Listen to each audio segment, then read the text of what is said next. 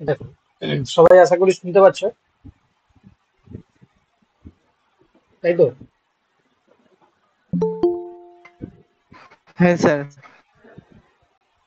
দেখো, তো আমাদের আজকের ক্লাসটা থাকে মূলত জুলজির উপর, তোমরা জানো। এবং আমরা এর আগের দিন যেটা ডিসকাস করেছিলাম, অর্থাৎ আজকের ক্লাস নিয়ে তোমাদেরকে বলা হয়েছিল যে মলিকুলার বায়োলজির পোর্শনে রেপ্লিকেশন, ট্রান্সক্রিপশন এবং ট্রান্সলেশনটা পড়ানো হবে, তাই তো? রেপ্লিকেশন, ট্রান্সক্রিপশন এবং ট্রান্সলেশন এই বিষয় নিয়ে আমরা আজকে পড়বো। এটা এর আগের ক্লাসে আমরা ডিসাইড করে রেখেছিলাম। তো সেই অনুযায়ী আজকে আমরা তাহলে শুরু করছি। দেখো, প্রথমে আমরা রেপ্লিকেশন দিয়ে শুরু করব। রেপ্লিকেশন হওয়ার পর আমরা ট্রান্সক্রিপশন পড়বো, তারপর যদি টাইম থাকে তাহলে আমরা আবার ট্রান্সলেশনটাও পড়বো। তো স্বভাবতই তোমরা সবাই পড়াশোনার তোমরা সবাই জানো বা পড়েছো, ঠিক আছে?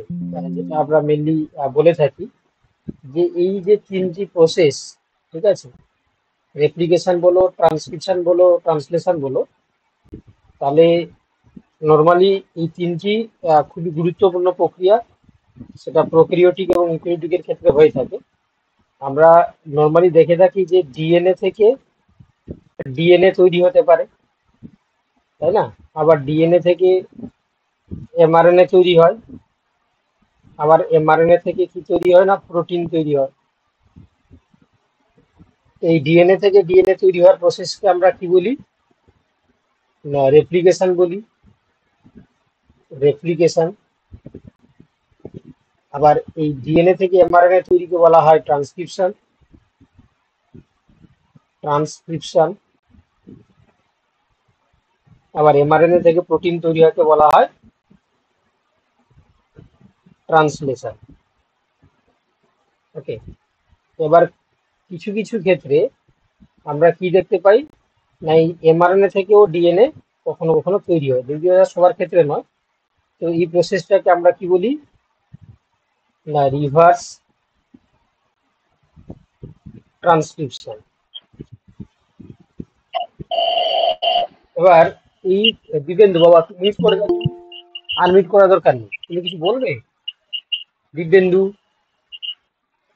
দেখো, তাহলে সেক্ষেত্রে এই পুরো প্রসেসটাকে আমরা কি বলি, এটাকে বলা হয় সেন্ট্রাল ডগমা। সেন্ট্রাল ডগমা বলা হয়, ঠিক আছে?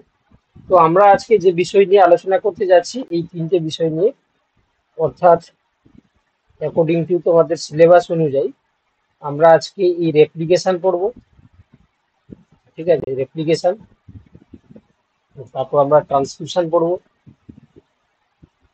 আর তারপর আমরা পড়বো ট্রান্সলেশন, ঠিক আছে? এই প্রসেসগুলো আমরা আজকে এই ক্লাসের মাধ্যমে জানতে চলেছি। তাহলে তোমরা দেখতে পাচ্ছ এখানে, তাহলে রেপ্লিকেশন যদি আমরা শুরু করি আজকে প্রথমে, রেপ্লিকেশন। তাহলে রেপ্লিকেশনে আমরা বুঝতে পারলাম যে ডিএনএ থেকে ডিএনএ সিনথেসিস হয়। এবারে তোমরা সবাই জানো যে একটা ডিএনএটা আছে তোমার ডাবল স্ট্র্যান্ডেড হয়, কি হয় না, ডাবল স্ট্র্যান্ডেড। তাহলে ডাবল স্ট্র্যান্ডেড ডিএনএ থেকে ডাবল স্ট্র্যান্ডেড ডিএনএ তৈরি হবে, তাই না? তাহলে ডাবল স্ট্র্যান্ডেড ডিএনএ থেকে কি হবে, ডাবল স্ট্র্যান্ডেড ডিএনএ তৈরি হবে। তো সেক্ষেত্রে আমরা বলতে পারি যে রেপ্লিকেশনের ক্ষেত্রে, তাই না, দুটো যে দুটো যে স্ট্র্যান্ড থাকে ডিএনএ, সবাই তোমরা জানো যে একটা ডিএনএ দুটো স্ট্র্যান্ড থাকবে, একটা 5 প্রাইম হলে তার অপোজিটটা হবে 3 প্রাইম, একটা 3 প্রাইম হলে তার অপোজিটটা হবে 5 প্রাইম, তাই না? তো এখান থেকে যখন রেপ্লিকেশন হবে, তাহলে এখান থেকে 2 কপি ডিএনএ তৈরি হবে। 2 কপি ডিএনএ তৈরি হবে। এটা হয়ে যাবে তখন 3 প্রাইম থেকে 5 প্রাইম, এটা হয়ে যাবে 5 প্রাইম থেকে 3 প্রাইম, আবার এটা হয়ে যাবে 5 প্রাইম টু 3 প্রাইম, এবং 3 প্রাইম টু 5 প্রাইম। তাহলে দেখো, তাহলে আমরা বলতে পারি এখানে যে দুটো স্ট্র্যান্ড থেকে 4টা স্ট্র্যান্ড তৈরি হলো, তাহলে বলতে পারি রেপ্লিকেশনের ক্ষেত্রে both DNA strand DNA strand act as a template strand, template stand, তাই না? অর্থাৎ এটা যদি বাংলায় বলা হয় যে ডিএনএর দুটো তন্ত্রী, ঠিক আছে, স্ট্যান্ড মানে তন্ত্রী, তো দুটো তন্ত্রী কি হিসাবে কাজ করছে, শ্বাসতন্ত্র হিসাবে কাজ করছে, ঠিক আছে। ডিএনএর দুটি তন্ত্রী কি ছাঁচ তন্তু শ্বাসতন্ত্রী হিসাবে কাজ করছে, হিসেবে কাজ করে, ঠিক আছে। ব্যাপারটা বুঝতে পারলে সবাই? কি বলতে চাইছি তোমরা বুঝতে পারলে? অর্থাৎ রেপ্লিকেশনে হ্যাঁ স্যার।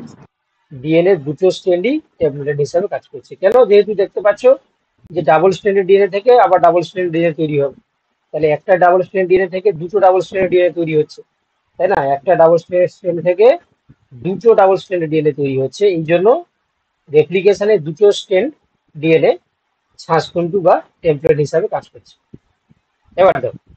এবার দেখো, তোমরা আরেকটা জিনিস তোমরা জানো সবাই, যে এই রেপ্লিকেশনের ক্ষেত্রে, ঠিক আছে, রেপ্লিকেশনের ক্ষেত্রে কি হয় না, এই যে তোমার দুটো স্ট্যান্ড যে তৈরি হলো, তাই না? অর্থাৎ যদি আমরা এটাকে আরো ভালো করে দেখাই তোমাদেরকে, এটা আমি মুছে দিলাম, ঠিক আছে। আমি দুটো মানে দুটো দুটো কালার আলাদা আলাদা করে যদি দেখাই তাহলে জিনিসটা তোমাদের বুঝতে সুবিধা হবে, তো এই জন্য এটা মুছে দিলাম। ধরো সাপোজ একটা প্যারেন্ট ডিএনএ স্ট্যান্ড ছিল, এইভাবে ডিএনএ স্ট্যান্ড ছিল, এটা একটা ডিএনএ স্ট্যান্ড, আর একটা আমি ধরো ব্ল্যাক কালার নিলাম, এই হচ্ছে একটা ডিএনএ স্ট্যান্ড, ঠিক আছে। তাহলে এখানে এই ডিএনএ স্ট্যান্ডটা যখন রেপ্লিকেশন হচ্ছে, ঠিক আছে, এইটা যখন রেপ্লিকেশন, তাহলে কি হতে পারে না, এই যে এই দুটো হচ্ছে parent DNA template stand, parent মানে মানে আমরা বলতে পারি যে মাতৃ ডিএনএ স্ট্যান্ড।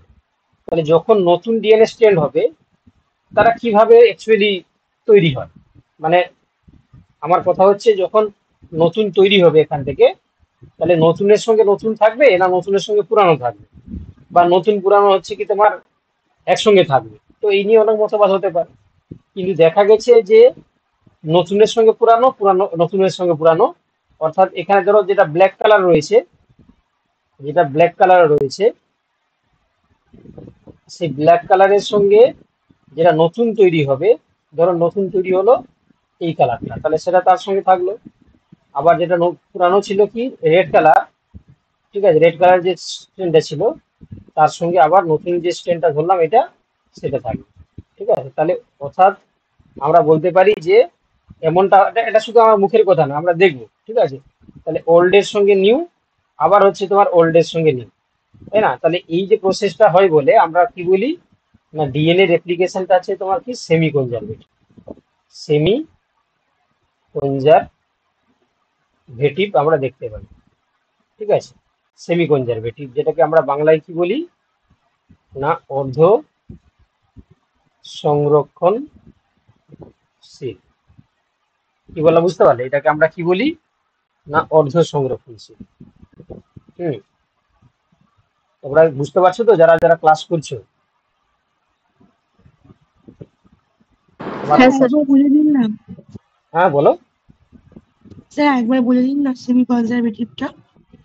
মানে সেমি কনজারভেটিভটা ধরো দেখতে পাচ্ছ যে এই যে ধরো এইটা, এই দুটো হচ্ছে ওল্ড স্ট্যান্ড, ওল্ড মানে যে পুরানো স্ট্যান্ড, তারা যখন রেপ্লিকেশন করছে ওল্ড এর সঙ্গে নিউ, আবার ওল্ড এর সঙ্গে দেখো নিউ, বুঝতে পারলে? মানে নতুন এবং পুরাতন, নতুন এবং পুরাতন মিলিয়ে তোমার হচ্ছে কি, তোমার হচ্ছে কি হয় না, রেপ্লিকেশনটা হচ্ছে। তো সেক্ষেত্রে এই জন্য আমরা বলি কি যে ডিএনএ রেপ্লিকেশনটা হচ্ছে কি তোমার সেমি কনজারভেটিভ বা অর্ধ সংরক্ষণশীল। কি বলা বুঝতে পারলে? সেমি কনজারভেটিভ বা অর্ধ সংরক্ষণশীল। কেমন ব্যাপারটা বুঝতে পারলে? মানে এমন তো হতে পারতো যে এই ওল্ড এর সঙ্গে ওল্ড থাকতো, যে দুটো নিউ স্ট্যান্ড তৈরি হচ্ছে তারা নিউ প্লাস নিউ হয়ে থাকতো, তেমনটা হয় না। কি হয় না, তোমার হচ্ছে কি ওল্ড এর সঙ্গে নিউ, ওল্ড এর সঙ্গে নিউ। তাহলে যে কোশ্চেনটা করছিলে তোমরা বুঝতে পারলে? হ্যাঁ স্যার।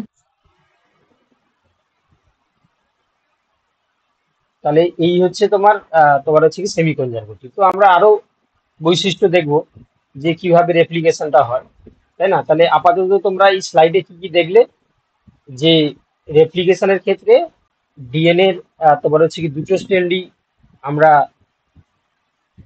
আহ, তো দেখো ডিএনএ দুটো স্ট্র্যান্ডই হচ্ছে তোমার টেমপ্লেট বা স্থানতন্ত্র হিসাবে কাজ করছে। আর ডিএনএ রেপ্লিকেশনটা আমরা মেনলি সেমি কনজারভেটিভ ভাবে হচ্ছে দেখতে পাই। মানে সেমি কনজারভেটিভ মানে যেটা অর্ধ সংরক্ষণশীল কন্ডিশনে আমরা কি দেখতে পাই না ডিএনএ রেপ্লিকেশনটা হয়ে থাকে। ঠিক আছে, ডিএনএ রেপ্লিকেশনটা হচ্ছে কি তোমার অর্ধ সংরক্ষণশীল বা সেমি কনজারভেটিভ। ঠিক আছে, এইটুকু আপাতত বুঝতে পেরেছি, আমি খুব বেশি কথা বলিনি কিন্তু এইটুকু আপাতত তোমরা বুঝতে পেরেছো।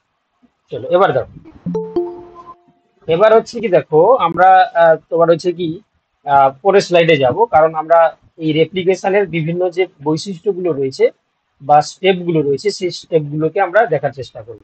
ঠিক আছে, যারা শেষের দিকে যারা জয়েন করলে তোমরা জাস্ট এইটুকু মনে রাখো যে আমরা এই স্লাইডে জাস্ট পড়েছি যে রেপ্লিকেশনের ক্ষেত্রে ডিএনএ দুটো স্ট্র্যান্ডই টেমপ্লেট বা শ্বাসতন্ত্র হিসাবে কাজ করে, প্রথম বৈশিষ্ট্য।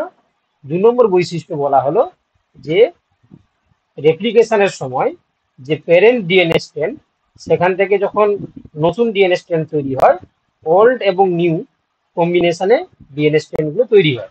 এই জন্য আমরা রেপ্লিকেশনটাকে বলি সেমি কনজারভেটিভ বা অর্ধ সংরক্ষণশীল তোমার ডিএনএ রেপ্লিকেশন।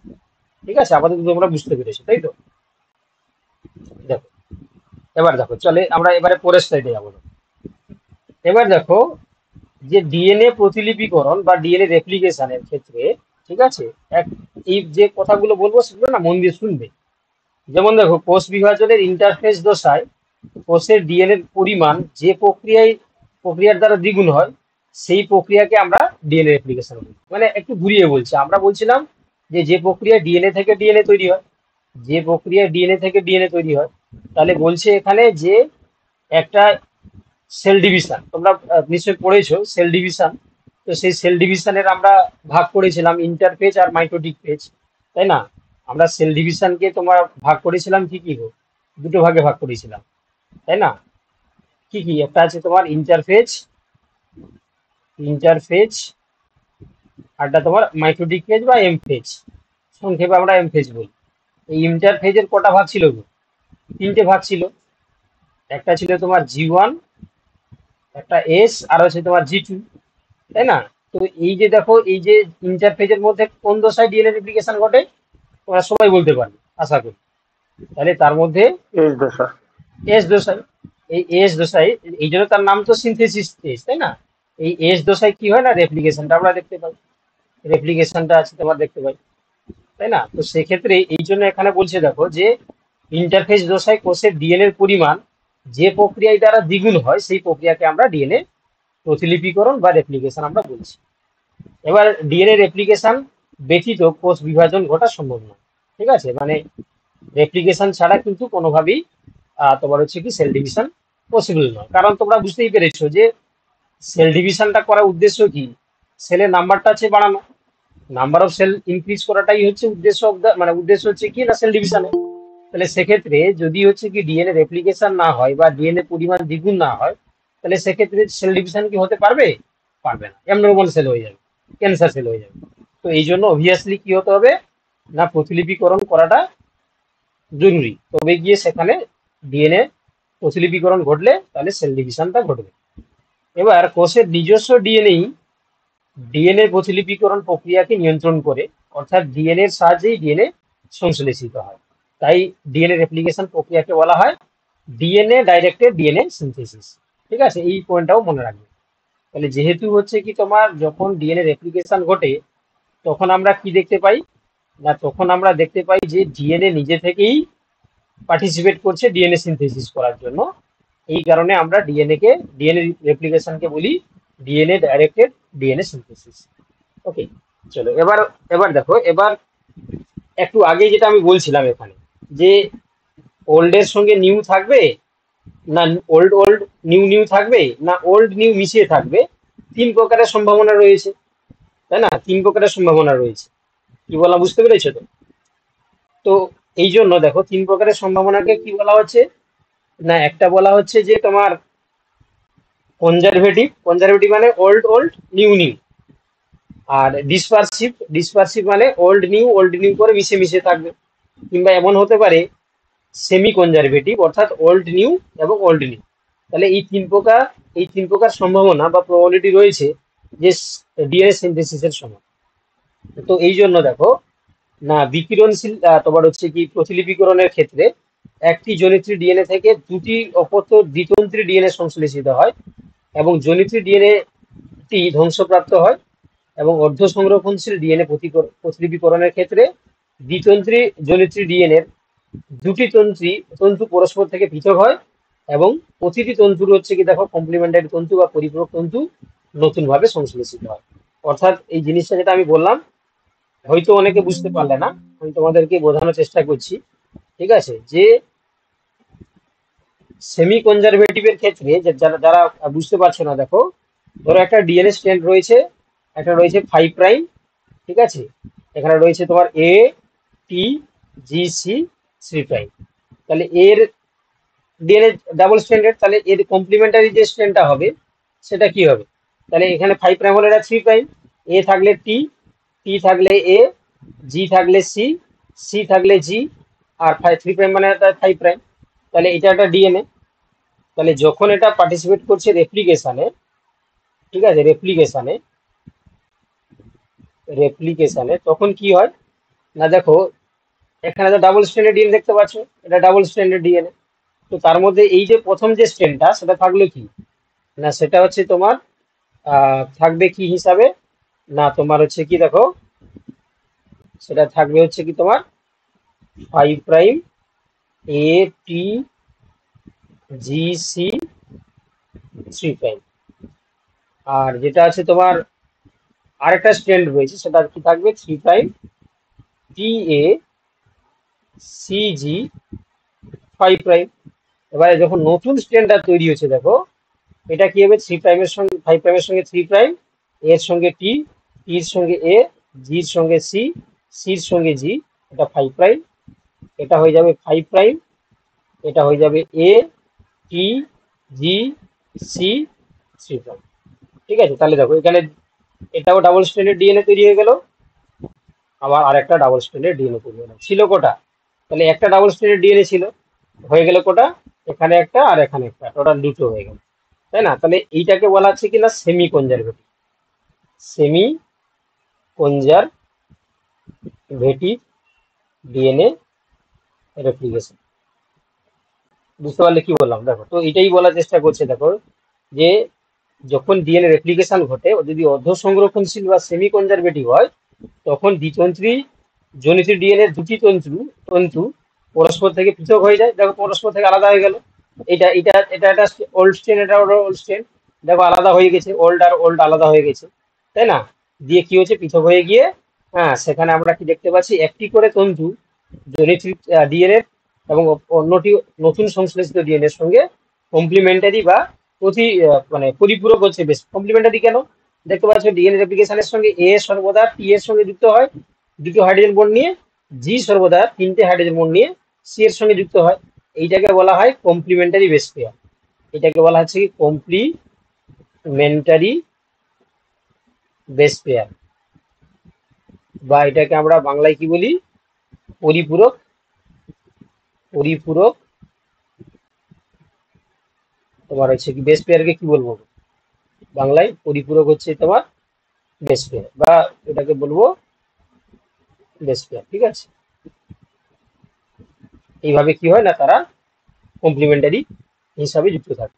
তো সেই জন্য আমরা এই জিনিসটা বললাম যে, এবার দেখো তাহলে এই যে অর্ধ সংরক্ষণশীল কিনা, আমরা তো এই মুখের কথা বললে তো হবে না, কারণ সায়েন্স হচ্ছে কি দেখো, মুখের কথায় বিশ্বাস করে না, হাতে নাতে কাজ করে দেখাতে হবে। তো তার জন্য দেখো এই অর্ধ সংরক্ষণশীল পরীক্ষা, অর্ধ সংরক্ষণশীল ডিএনএ রেপ্লিকেশন, এটা পরীক্ষা করার জন্য তোমার হচ্ছে কি অনেক সায়েন্টিস্ট কিন্তু তারা কাজ করেছিলেন। তার মধ্যে সবচেয়ে ফেমাস যে তোমার এক্সপেরিমেন্টটা হয়েছিল, ঠিক আছে, তো সেটা তোমরা দেখতে পাবে মেচেলসন এবং স্টালের এক্সপেরিমেন্ট। ঠিক আছে, তিনি এই মেচেলসন এবং স্টাল, অর্থাৎ এম মেচেলসন এবং এফ স্টাল, 1958 সালে তারা এই ডিএনএ অর্ধ সংরক্ষণশীল যে রেপ্লিকেশন ঘটে সেটাকে তারা তোমার হচ্ছে কি ইকোলাই এসেরিচিয়া কোলাইতে, ঠিক আছে, দু প্রকার আইসোটোপ নিয়েছিলেন। একটা আছে তোমার N15, মানে নাইট্রোজেনের দুটো আইসোটোপ নিয়েছিলেন, একটা N15 একটা N14 নিয়ে তারা পরীক্ষা করেছিলেন। দিয়ে তারা পরীক্ষা করে দেখালেন যে এই যে দেখো এখানে যে 5 প্রাইম 3 প্রাইম আর 3 প্রাইম 5 প্রাইম একটা ডিএনএ স্ট্র্যান্ড, তাই না? সেখান থেকে দেখো এই পুরোনো স্ট্র্যান্ডটা এখানে চলে যাচ্ছে, আবার এই পুরোনো স্ট্র্যান্ডটা এখানে থাকছে, ঠিক আছে। তার সঙ্গে দেখো এই দুটো স্ট্র্যান্ড, এটা নিউ স্ট্র্যান্ড, এটা নিউ, এটাও নিউ, এই দুটো স্ট্র্যান্ড দেখো কমপ্লিমেন্টারি হয়ে দুটো ডিএনএ, 2 ডিএনএ স্ট্র্যান্ড তৈরি করছে, ঠিক আছে। তো এইভাবে হচ্ছে কি তোমার হচ্ছে কিনা এই এই তোমার এক্সপেরিমেন্টটা কে করেছিল, যে অনেকেই করেছিল, তার মধ্যে সবচেয়ে ফেমাস যে সায়েন্টিস্ট প্রথমে যিনি করেছিলেন ম্যাচেলসন এবং স্টার 1958। আমরা এটা দেখবো। তাহলে তাহলে এখানে কি কি লাগছে দেখো। প্রথম কথা হচ্ছে কি তোমার এক্সপেরিমেন্টার জন্য এসেরিচিয়া কোলাই লাগছে, কোলাই। 2 নম্বর হচ্ছে স্যার কি এই তোমার জায়গাটা আর একবার বলে দেবেন যেটা কোনটা গো, বললেন কোনটা গো? ওই যে মানে ওই যে স্ট্যান্ড গুলো, হ্যাঁ এইটা এইটা এইটা। এই দেখো এটা কিছুই নয় বাবা। এটা দেখো, দেখতে পাচ্ছ যে এটা ডিএনএ স্ট্র্যান্ড, দেখো এইটা একটা ডিএনএ স্ট্র্যান্ড, এটা একটা ডিএনএ স্ট্র্যান্ড, বুঝতে পেরেছো? তোমার একটা ডিএনএ দুটো স্ট্র্যান্ড, এই যে এটা একটা ডিএনএ স্ট্র্যান্ড, এদিকে একটা ডিএনএ স্ট্র্যান্ড। এ দেখো টি এর সঙ্গে যুক্ত রয়েছে, জি দেখো সি এর, জি সি টি জি এর সঙ্গে 3টে হাইড্রোজেন বন্ধনে যুক্ত রয়েছে, আবার জি সি এর সঙ্গে 3টে হাইড্রোজেন বন্ধনে যুক্ত রয়েছে। এবারে যখন দেখো বলছে অর্ধ সংরক্ষণশীল ডিএনএ রেপ্লিকেশনের ক্ষেত্রে দেখো এই যে পুরোনো স্ট্র্যান্ডটা চলে গেছে কোন দিকে, এই যে এ সি জি, নতুন যে তৈরি হয়েছে দেখো এর সঙ্গে যুক্ত হয়েছে টি, জি এর সি এর সঙ্গে জি, জি এর সঙ্গে সি। আবার এদিকে পুরনো ছিল কি টি জি সি, এই দেখো টি জি সি। আর নতুন তৈরি হয়েছে দেখো টি এর সঙ্গে এসে এ, জি এর সঙ্গে এসে সি, সি এর সঙ্গে এসে জি, ঠিক আছে। তাহলে এইভাবে কমপ্লিমেন্টারি ডিএনএ তৈরি করলো, তাহলে একটা ডিএনএ থেকে দুটো ডিএনএ তৈরি হয়ে গেল। যদি এটা যদি অর্ধ সংরক্ষণশীল বা সেমি কনজারভেটিভ হয়, এই যে এটা যদি সেমি কনজারভেটিভ এর ক্ষেত্রে দেখানো হয়েছে। সেমি কনজারভেটিভ কেন না, দেখো ওল্ড এর সঙ্গে নিউ, এটা ওল্ড এটা নিউ, এটা নিউ এটা হচ্ছে ওল্ড, এই জন্য তাদেরকে বলা আছে সেমি কনজারভেটিভ। বুঝতে পারলে কি বললাম? বুঝতে পারলে? হ্যাঁ স্যার।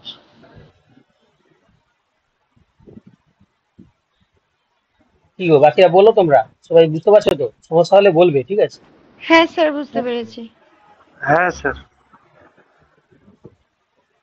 দেখো এবার দেখো, এবার হচ্ছে কি দেখো আমরা পরের জিনিস দেখবো। দেখো যেটা বলছিলাম, তাহলে ম্যাচেলসন এবং স্টাল এরা মেনলি যে এক্সপেরিমেন্টটা করেছিলেন, তাহলে তারা প্রমাণ করার চেষ্টা করেছিলেন যে ডিএনএ রেপ্লিকেশনটা সেমি কনজারভেটিভ। তো তার জন্য এটা প্রোক্রিওটিক সেলের মধ্যে তিনি তারা হচ্ছে এক্সপেরিমেন্টটা করেছিলেন।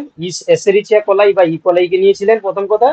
2 নম্বর হচ্ছে কি তোমার নাইট্রোজেনের আইসোটোপ হিসাবে 2 প্রকার আইসোটোপ নিয়েছিলেন, একটা আছে কি N15 আর হচ্ছে N14। এই 2 প্রকার আইসোটোপ তারা ইউজ করেছিলেন।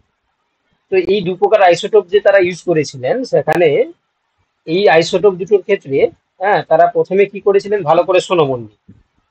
তো প্রথমে ভালো করে শোনো, তারা তারা হচ্ছে কি আমি এখানে করে দেখিয়ে দিচ্ছি। দেখো প্রথমে তারা কি করলো না, প্রথমে হচ্ছে কি তারা এসেরিচিয়া কোলাই নিয়ে একটা কালচার মিডিয়া বানালো। সেই কালচার মিডিয়াতে, ঠিক আছে, সেই কালচার মিডিয়াতে এটা কালচার মিডিয়া বানালো। এই কালচার মিডিয়াতে তারা কি করলো না, যা নিউট্রিয়েন্ট থাকার কথা সব রয়েছে, শুধু সাপ্লিমেন্ট হিসাবে এখানে N15 আইসোটোপটা দিয়েছে, দিয়ে এখানে ইকোলাইকে কালচার করালো। ঠিক আছে, এখানে কি কি দেওয়া হলো না, ইকোলাইকে দেওয়া হলো। ঠিক আছে, মানে বাকি যা সমস্ত মেটেরিয়াল বা যে নিউট্রিয়েন্ট মিডিয়া থাকার দরকার রয়েছে সবকিছু দিয়ে সেখানে এসেরিচিয়া কোলাইকে দিয়ে কালচার করানো। দিয়ে এখানে যে এসেরিচিয়া কোলাই কালচার হলো, তারপরে কি করেছে, এটাকে এখান থেকে নিয়ে তোমার তোমার হচ্ছে কি করেছে না, আরেকটা মিডিয়া নিয়েছে। সেই মিডিয়াতে হচ্ছে কি তোমার তোমার শুধুমাত্র হচ্ছে কি N14 আইসোটোপটাকে দিয়ে, ঠিক আছে, ওই তোমার হচ্ছে কি যে তোমার হচ্ছে কি নর্মাল যে ইকোলাই, মানে যে কালচার ইকোলাই, মানে যেখানে হচ্ছে তোমার N15 থেকে হচ্ছে কালচার করে নিয়ে এসে তাকে কি করেছে না, এই N14 তোমার হচ্ছে কি এতে কালচার করেছে। ঠিক আছে, কালচার করে দেখলো কি, দেখো ভালো করে শোনো। প্রথমে যখন হচ্ছে কি নিয়েছে ফার্স্ট জেনারেশনে, ঠিক আছে, তাহলে প্রথমে হচ্ছে কি নিয়ে নেওয়ার পরে দেখো এই যে ভালো করে শোনো, প্রথমে তারা কি করেছে না তোমার তোমার হচ্ছে কি এই যে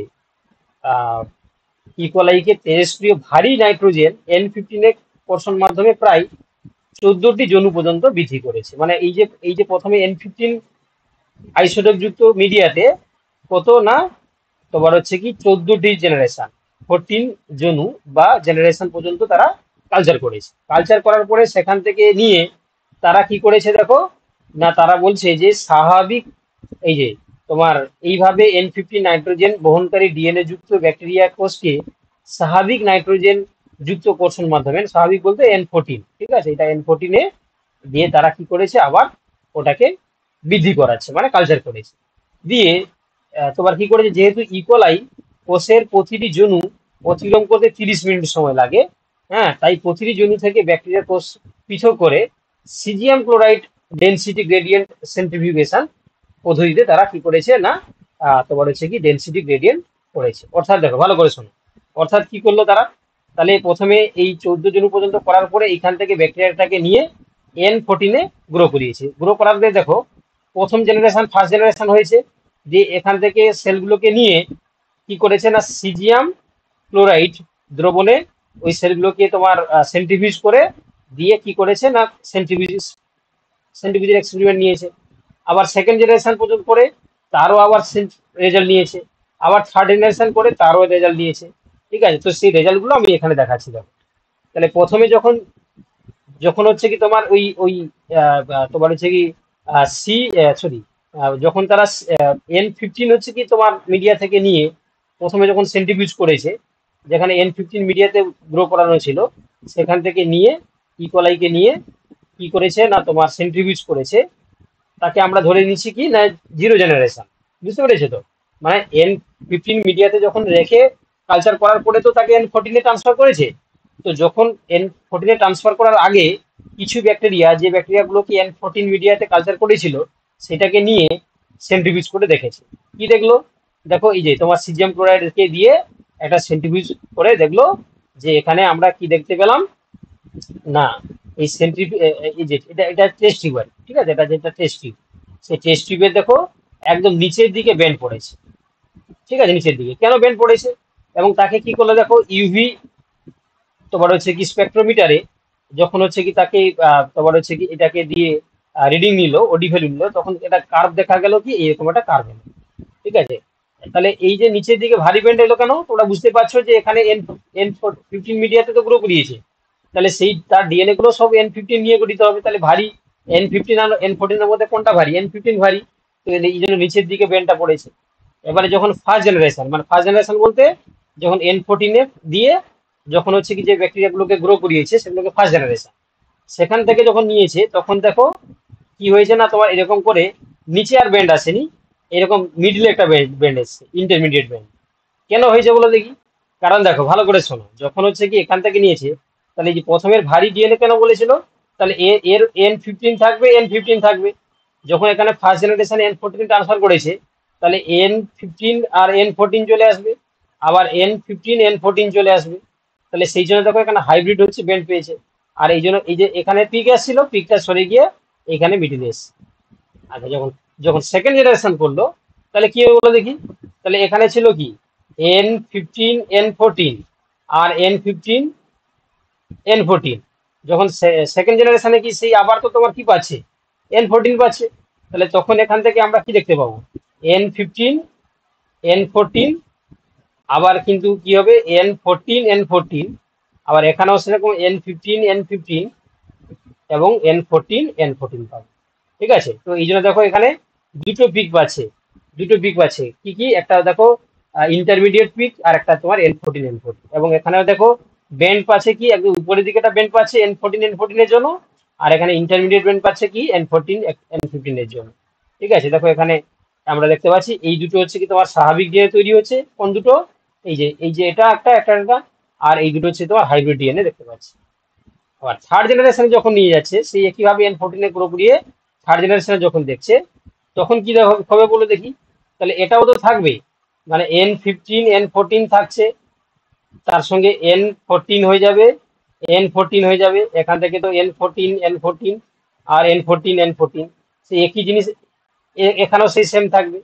তো এই জন্য দেখো তাহলে আমরা কি দেখতে পাচ্ছি, এখানে দুটোই তোমার বেন্ড দেখতে পাচ্ছি, এটা আপারের দিকে বেন্ড, এটা হচ্ছে ইন্টারমিডিয়েট।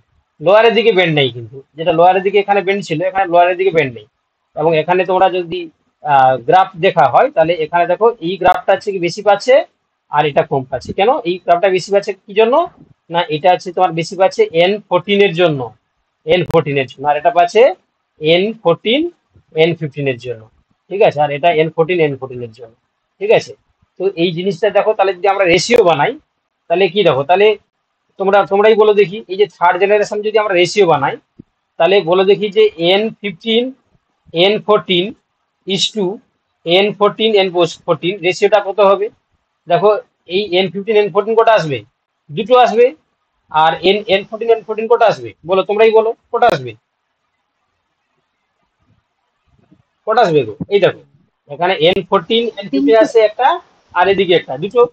তাহলে এই জন্য দুই লিখলাম। আর N14 কটা আসবে? এটা একটা, দুটো, তিনটা। আবার এখানে একটা, দুটো, তিনটা, কটা? ছটা আসবে, 6। তাহলে যদি রেশিও করো তাহলে কত হবে? 1:3। দেখো এখানে রেশিও বলেছে, এই যে হাইব্রিড ডিএনএ বলতে N15 N14, স্বাভাবিক ডিএনএ বলতে N14 N14। তাহলে রেশিও কত? 1:3। কেন? 2:6 সমান 1:3। বলো সবাই বুঝতে পারলে কিনা বলো, সবাই বুঝতে পারলে কিনা বলো, সবাই বুঝতে পারলে কিনা বলো,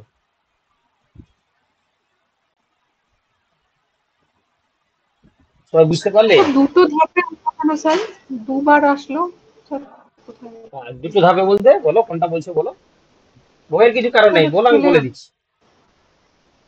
বলো স্যার বলো ওই বলো। লেখাটা আপনার স্যার লেখাটা চলে গেল তো। লেখাটা আমি বিছিয়ে দিলাম, কারণ না হলে তো হিজিবিজি হয়ে যাচ্ছে না, না হলে হিজিবিজি হয়ে যাচ্ছে। স্যার ওই যে স্যার এখানে আরেকবার বলে দিন না। থার্ড জেনারেশনে, হ্যাঁ, থার্ড জেনারেশনে দুবার হলো না, মানে দুবার হবে না কেন? দেখো N14 এই যে আবার দেখো আমি বলছি, দেখো ফার্স্ট জেনারেশনে একটা থেকে দুটো হয়েছে, সেকেন্ড জেনারেশনে দুটো থেকে চারটা হয়েছে, থার্ড জেনারেশনে চারটা থেকে কটা তৈরি হবে? চারটা থেকে কটা তৈরি, তুমি বলো কটা তৈরি হবে? আচ্ছা। আটটা তৈরি হবে। তাহলে এই যে দেখো ফার্স্ট জেনারেশনে কি ছিল? ফার্স্ট জেনারেশনে ছিল N14 সেকেন্ড জেনারেশনে, সরি ভুল বললাম, তাই না? ফার্স্ট জেনারেশনে কি ছিল? ফার্স্ট জেনারেশন ছিল N15 কেন? তাকে তো প্রথমে ফার্স্ট জেনারেশন বলতে মানে জিরো জেনারেশনে, কারণ ওটা তো নিয়েছিল কি N15 থেকে নিয়েছে, দিয়ে তাকে N14 ট্রান্সফার করেছে। তাহলে এই যে ফার্স্ট জেনারেশনে কি হবে? ফার্স্ট জেনারেশন হবে N15 N14, আবার N15 N14 হবে, তাই তো? ঠিক বলছি তো? এইটা হচ্ছে তোমার N15 N14, এটাও হচ্ছে কি N15 N14। এই যে বলতে থাকো দুটোই হাইব্রিড ডিএনএ, আর এটা ভারী ডিএনএ কেন? এই যে দুটোই হচ্ছে N15 N15। কেন? এখানে এই যে জিরো জেনারেশন পর্যন্ত মানে একে N15 কালচার মিডিয়াতে গ্রো করিয়েছে। এবার যখন ফার্স্ট জেনারেশন থেকে শুরু করেছে N14 কালচার করতে, এই জন্য N15 এর সঙ্গে N14 এসে, N15 এর সঙ্গে N14 এসে। যেখানে সেকেন্ড জেনারেশনেও আমরা কি দেখতে পাবো? না N15 থেকে আসবে কি, N15 থেকে আসবে N14, আর N14 সঙ্গে N14। আবার এখানেও সেই N15 এর সঙ্গে আসবে N14, আবার N14 এর সঙ্গে আসবে N14। হয়ে গেল, এটা হচ্ছে তোমার চারটা, একটা, দুটো, তিনটে, চারটা, এই যে 1 2 3 4। এবার এখান থেকে যখন থার্ড জেনারেশন হচ্ছে তোমরাই বলো, তাহলে কি হবে?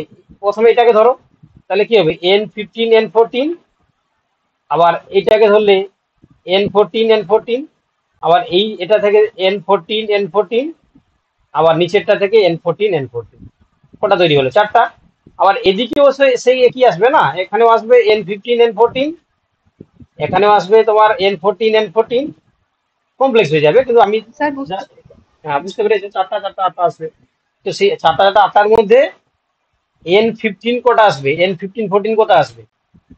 N15 14 ইস টু N14 দুটো। রেশিও যদি করি আমরা, এটা 2:6 আসবে। তখন 1:3 আমরা 3 বলছি কেন? এই জন্য আমরা 1:3 বলছি। আর পিক গুলো দেখে নাও, প্রথম যেটা জিরো জেনারেশনে পিকটা আসলো এদিকে, মানে ডান দিকে পিক এসেছিল একটা বড় পিক, কিন্তু ফার্স্ট জেনারেশনে পিক এসেছিল কোথায়? মাঝে, ইন্টারমিডিয়েট। কেন? N15 N14 এর জন্য। আবার যখন আমরা সেকেন্ড জেনারেশনে দেখছি, সেখানে দেখো N14 এর জন্য এই পিকটা, আবার N15 N14 এর জন্য এই পিকটা। আর যখন থার্ড জেনারেশন দেখছি, এই পিকটা বেশি আসছে কেন? এইটা আছে তোমার N14 এর জন্য, আর এটা তোমার N15 আর N14 এর জন্য। বুঝতে পেরেছো? তাহলে এই যে এক্সপেরিমেন্ট থেকে আমরা কি বলতে পারি? এই যে এক্সপেরিমেন্ট থেকে আমরা কি বুঝলাম? যে ডিএনএটা হচ্ছে তোমার সেমি কনজারভেটিভলি ভাবে রেপ্লিকেশনটা হচ্ছে, তার জন্য আমরা এই রেজাল্টটা পাচ্ছি। বুঝতে পারলে? যেহেতু ডিএনএটা কেমন রেপ্লিকেশন হচ্ছে, ডিএনএ রেপ্লিকেট হচ্ছে, ঠিক আছে, কেমন ভাবে না সেমি কনজারভেটিভ ভাবে, সেমি কনজারভেটিভ ভাবে ডিএনএ রেপ্লিকেশনটা ঘটছে। তো এই জন্য আমরা রেজাল্ট হিসাবে কি দেখতে পাচ্ছি না এই যে 1:3 আমরা রেশিওটা দেখতে পাচ্ছি, বা পিক গুলো আমরা ক্রোমাটোগ্রাফিতে এইভাবে দেখতে পাচ্ছি। তাহলে সেখান থেকে কনক্লুশন আমরা কি করতে পারি যে DNA replication is a semi conservative methods. বুঝতে পেরেছো সবাই? সবাই বুঝতে পেরেছো? কি গো? হ্যাঁ স্যার। হ্যাঁ স্যার।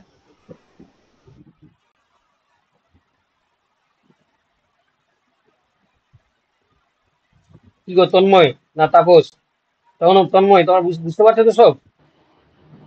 হ্যাঁ স্যার, ঠিক আছে। দেখো, দেখো এবার হচ্ছে কি আমরা ডিএনএ রেপ্লিকেশনের যে তোমার হচ্ছে কি জেনারেল যে তোমার হচ্ছে মডেল রয়েছে বা মেথডস রয়েছে, সেটা আমরা আস্তে আস্তে করে বোঝার চেষ্টা করব। ঠিক আছে? দেখো, তো সেক্ষেত্রে আমরা আজকে চেষ্টা করব আমরা তোমার হচ্ছে প্রোক্যারিওটিক সিস্টেমের যে রেপ্লিকেশনটা হয় সেটাকে আমরা বোঝার চেষ্টা করব।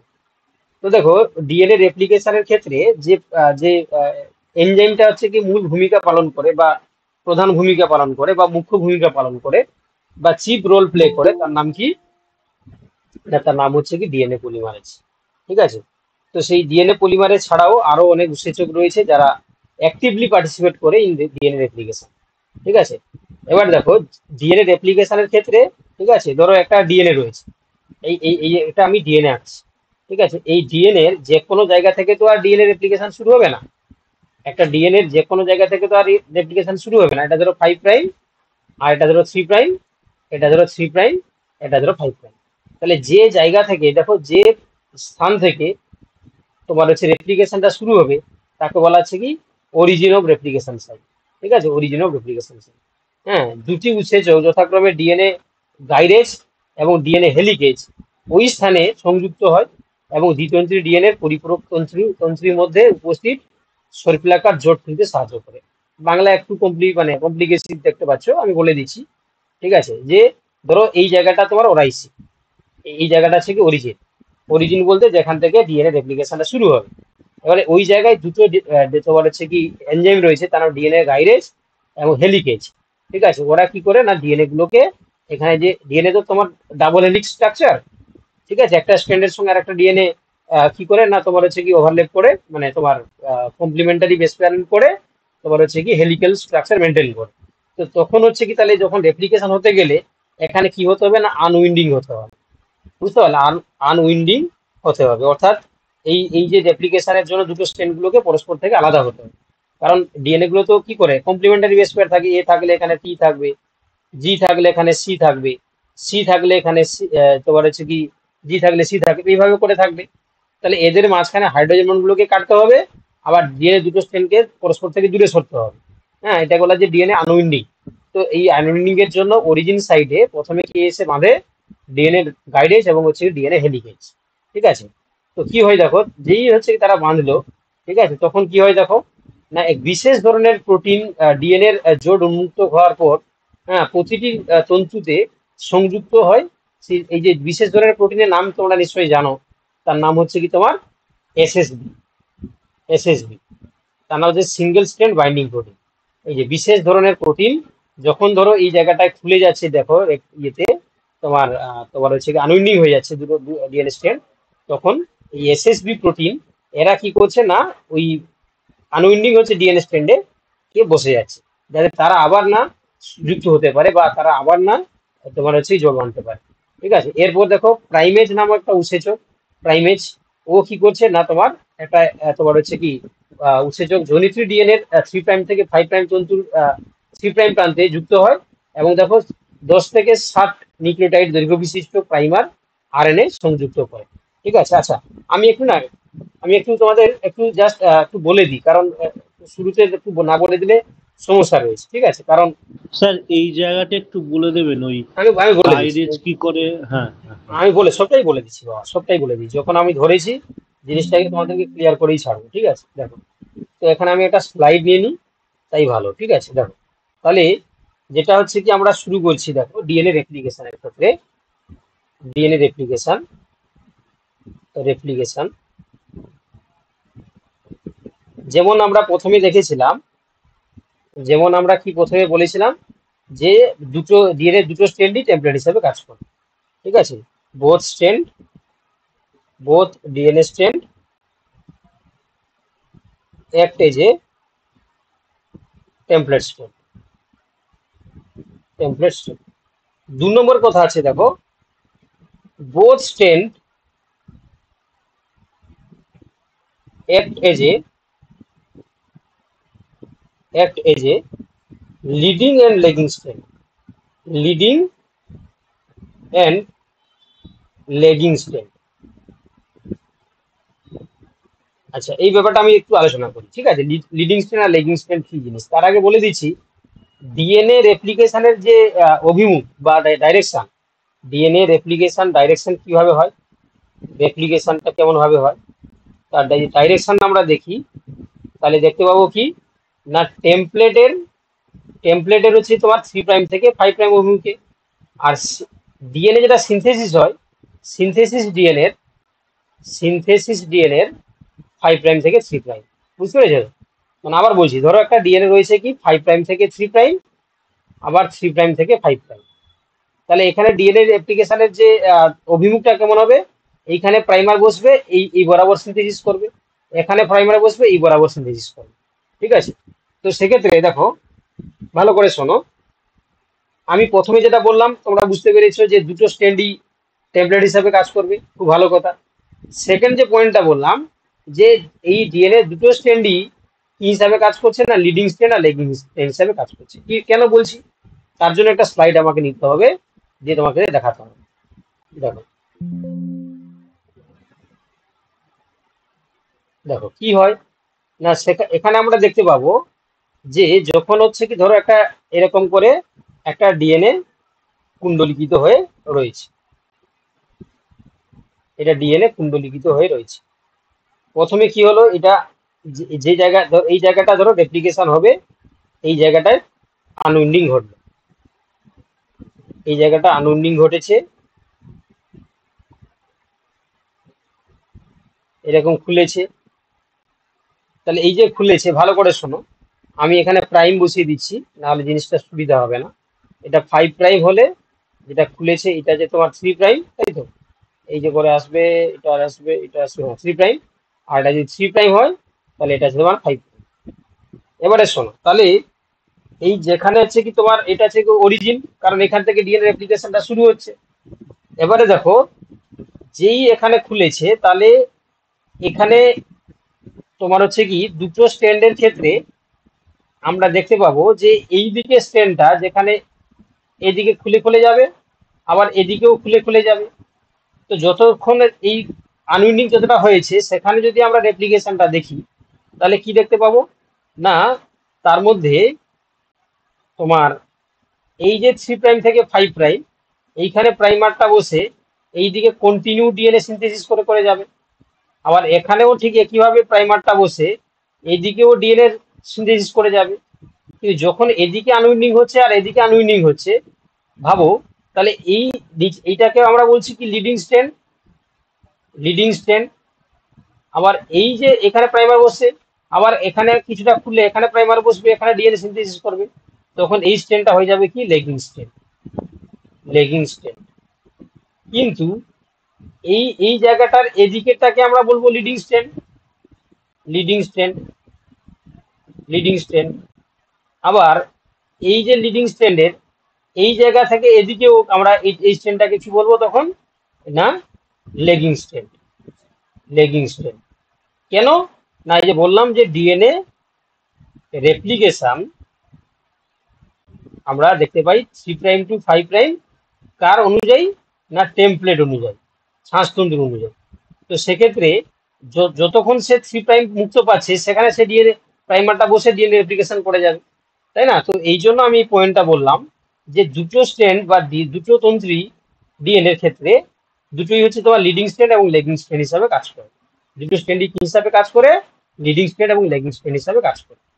তারপরে যেটা বললাম আমি 3 নম্বরে, যে ডিএনএ রেপ্লিকেশন যেটা ডাইরেকশনটা বুঝতে পারলে টেমপ্লেটের 3' থেকে 5' অভিমুখে হয়, আর যেটা সিনথেসিস ডিএনএ হচ্ছে, তাই না, সেই ডিএনএ সিনথেসিসটা আমরা দেখতে পাচ্ছি কি অবভিয়াসলি 5' থেকে 3' এর দিকে ঘটবে, তাই না, যেটা আমার তৈরিটা হচ্ছে 5' থেকে শুরু করবে 3' এর দিকে যাবে।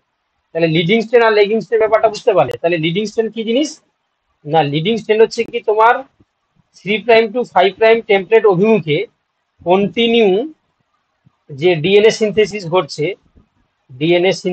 ঘটছে সেটাকে আমরা কি বলছি, সেই স্ট্রেনটাকে আমরা বলছি লিডিং স্ট্রেন।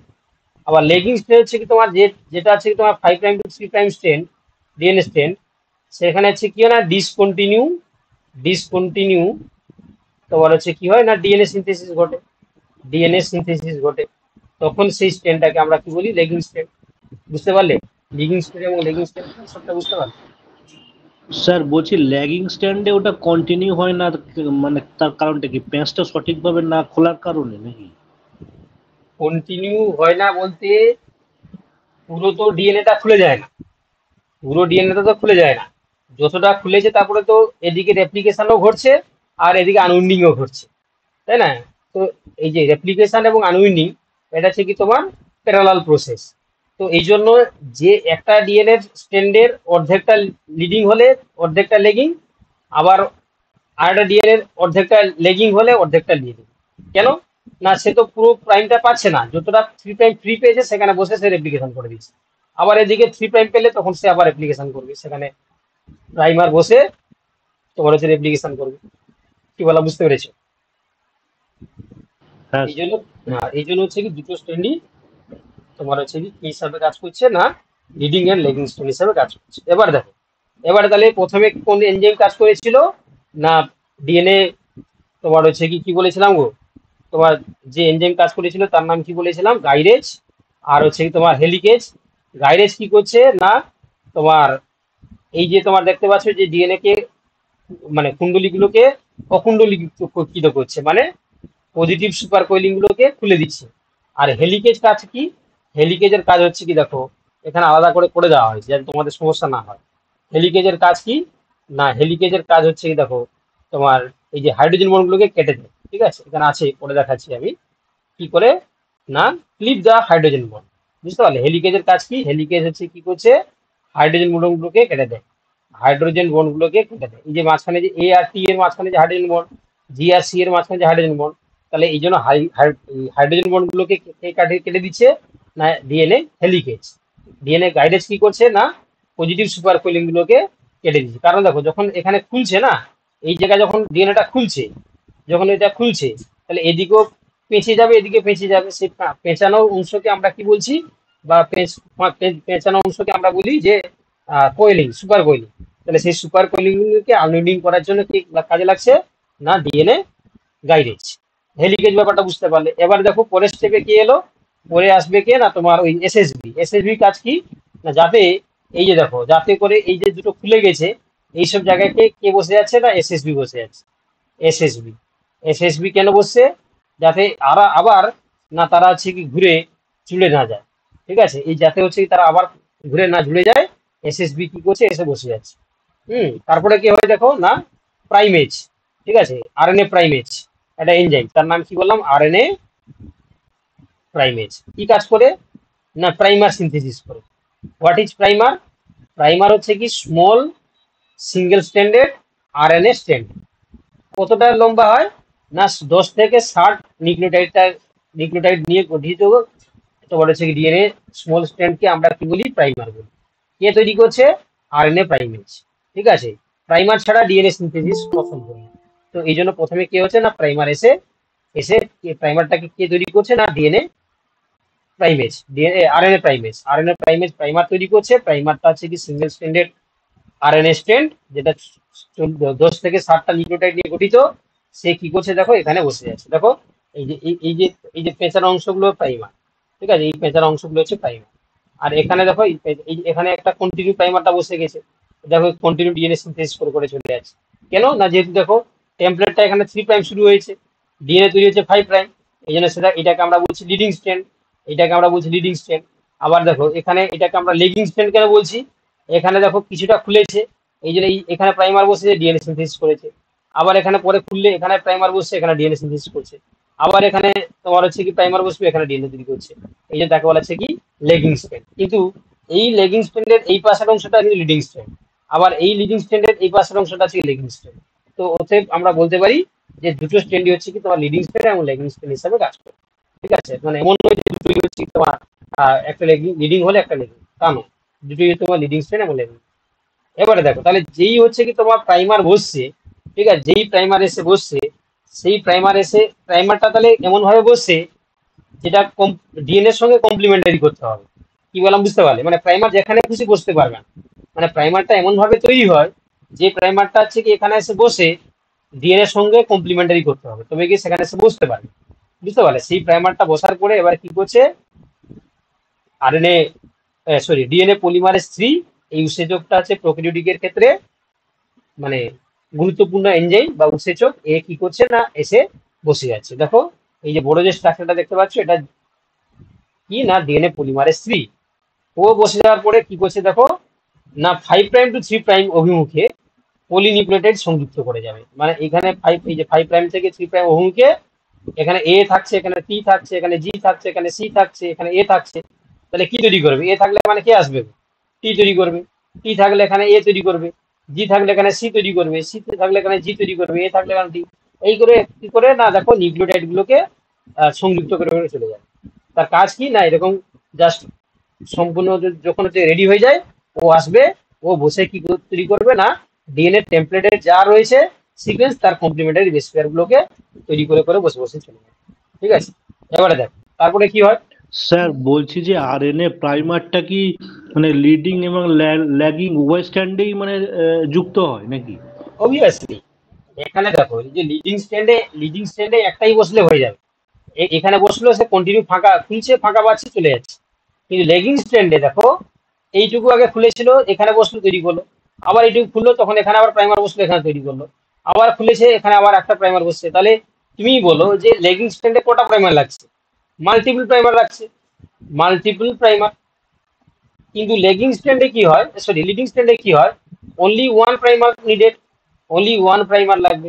একটা প্রাইমার লাগলেই সে কাজ করে দিচ্ছে, কারণ সে ফাঁকা পেয়ে যাচ্ছে। এ যখন 3 খুলতে পেয়ে যাচ্ছে এখানে বসছে মানে যখন খুলছে সে ফাঁকা পাশে চলে যাচ্ছে, তাই না? কিন্তু লেগিং স্ট্যান্ডে কি হচ্ছে, যতটুকু খুলছে সেখানে একটা প্রাইমার লাগছে, আবার খুলছে সেখানে 3 ফাঁকা পেলে সেখানে আবার প্রাইমার যাচ্ছে, আবার একটু খুললে আবার একটু 3 ফাঁকা পাচ্ছে তাহলে সেখানে আবার প্রাইমার গিয়ে বসছে। তাহলে এইভাবে সে মাল্টিপল প্রাইমার লাগছে যখন একটা লেগিং স্ট্যান্ডে ডিএনএ তৈরি করার জন্য। কিন্তু লিডিং স্ট্যান্ডে একটাই প্রাইমার নিলে হয়ে যাবে। তাহলে আমরা অনেকগুলো পার্থক্য পেয়ে গেলাম। কি পেলাম? লিডিং স্ট্যান্ডটা আছে কি টেমপ্লেটেড 3 টু 5 অভিমুখে দেখতে পাই, লেগিং স্ট্যান্ডটা আছে কি টেমপ্লেটেড 5 টু 3 অভিমুখে দেখতে পাই। লিডিং এর ক্ষেত্রে কন্টিনিউ ডিএনএ সিনথেসিস হয়, লেগিং এর ক্ষেত্রে ডিসকন্টিনিউ ডিএনএ সিনথেসিস হয়। লিডিং এর ক্ষেত্রে একটাই প্রাইমার লাগে কিন্তু লেগিং এর ক্ষেত্রে মাল্টিপল প্রাইমার লাগে। কি বলা বুঝতে পারলে? তিনটে যে বৈশিষ্ট্য বললাম মনে থাকবে তো? আরে স্যার মনে একটা থাকবে? প্রশ্ন আছে স্যার। বলো বলো, কি প্রশ্ন আছে বলো। হ্যালো আরে শুনতে পাচ্ছি, বলো। স্যার, বলছিল এখানে যে লিডিং স্ট্যান্ডে বলছেন যে একটা প্রাইমার লাগছে, তার মানে এই একটা যেহেতু ইয়ে লাগছে আপনার টেমপ্লেট স্ট্যান্ড লাগছে, তো এখানে যদি প্রাইমার তাহলে কি একটাই গঠিত হবে এখানে, আর কি কোনো প্রাইমার গঠিত হবে না এখানে? আমি তার আগে বললাম কি যে যে স্ট্যান্ডটা লিডিং স্ট্যান্ড হিসাবে কাজ মানে প্রত্যেকটা একটা দুটো ডিএনএ স্ট্যান্ডের অর্ধেকটা লিডিং স্ট্যান্ড হলে এর পাশে একটা লেগিং স্ট্যান্ড, আবার এদিকেটা লেগিং হলে এদিকেটা লিডিং স্ট্যান্ড। তাহলে যেটাকে আমরা লিডিং স্ট্যান্ড বলছি সেখানে একটাই প্রাইমার বসলেই কাজ হয়ে যাচ্ছে, কিন্তু তার বাকি অর্ধেকটা তো লেগিং স্ট্যান্ড, সেখানে অনেকগুলো প্রাইমার লাগছে না। কি বলা বুঝতে পারলে? এই জন্য আমি এখানে লিখে দিয়েছিলাম যে বোথ স্ট্যান্ড একটা যে লিডিং এন্ড লেগিং স্ট্যান্ড। তাহলে যেখানে লিডিং স্ট্যান্ড সেখানে একটাই প্রাইমার হলে কাজ হয়ে যাচ্ছে, মানে যেখানে ধরো 3 ফ্রি পাচ্ছে, এই 3 ফ্রি পাচ্ছে এবং সে কন্টিনিউ 3 ফ্রি পেয়ে এখানে খুলে খুলে যাবে, তাহলে তখন কন্টিনিউ লাস্ট পর্যন্ত কিন্তু একটাই প্রাইমারে কাজ হয়ে যাবে। কিন্তু এদিকে যদি লেগিং স্ট্যান্ড হয় তাহলে যতটুকু খুলছে সেখানে প্রাইমার বসে কাজ করছে। বুঝতে পারছে? যদি সে 3 টু 5 কন্টিনিউ ফাঁকা পায় তাহলে একটাই প্রাইমার কিন্তু সে তৈরি করে যাবে ডিএনএ। বুঝতে পেরেছো তো? আর যদি যদি ফাঁকা না পায়, তাই না, তাহলে সেখানে ডিসকন্টিনিউ ডিএনএ তৈরি হয়, তাহলে সেখানে মাল্টিপল প্রাইমার লাগবে, একটা প্রাইমারে কাজ হবে না।